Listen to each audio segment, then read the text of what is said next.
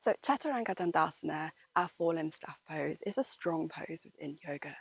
It is a pose within its own right and not just a transitional pose. It takes a lot of strength sometimes to build up towards the full version of this pose. And so I highly recommend that most people approach this pose with an adaptation, with an adapted version, modifying as you need. So if we come in towards our plank, our supported plank position. Now this is slightly different from our tabletop. So a good way to kind of measure the distance is to stretch the leg back as you would in a plank and then drop the knee back down where it naturally drops back down. So this avoids you having to go up into a full plank to then lower down. You can just take the leg back. So we have this supported plank position, protraction through the shoulders, pushing this upper back upwards, pushing the mat away from you. The fingertips are beautifully pointed forwards, middle finger is pointing forwards, and those triceps are wrapping around like you're unscrewing jam jars. And so we've got the smiles of the elbows, the crease of the elbows pointing towards the top of the mat. Our gaze is going to stay down towards the floor so that we can keep this nice length in the spine. We don't want to look up, and we want to avoid crunching the neck or putting any more strain in. So keeping the gaze down. As we inhale, we rib shift the weight of our body over our fingertips. And this might be a nice little drill to practice to build up strength and just build that pattern of movement, building the strength to shift the weight over the fingertips.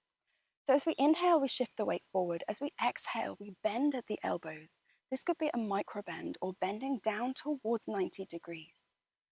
Beautiful. Lowering down towards the floor and taking it back to your child's pose.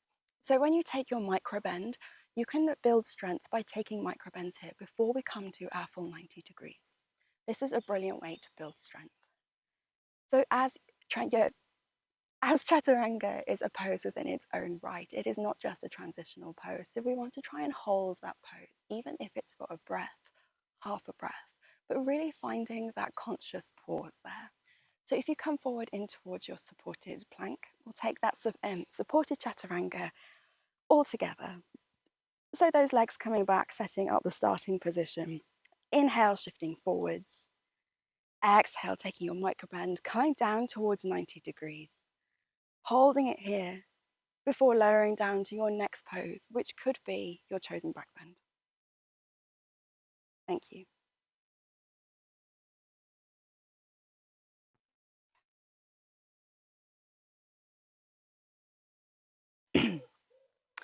Okay, so we're going to come to our full chaturanga here. So if we can come into our plank position, taking a hand grip on the floor, facing the smiles of our elbows forward, so we're externally rotating our triceps, having a traction here in the shoulders, and then coming up into your full plank, pressing back into the heels, keeping the legs really strong, the core really strong, and just breathing here. This is our plank position.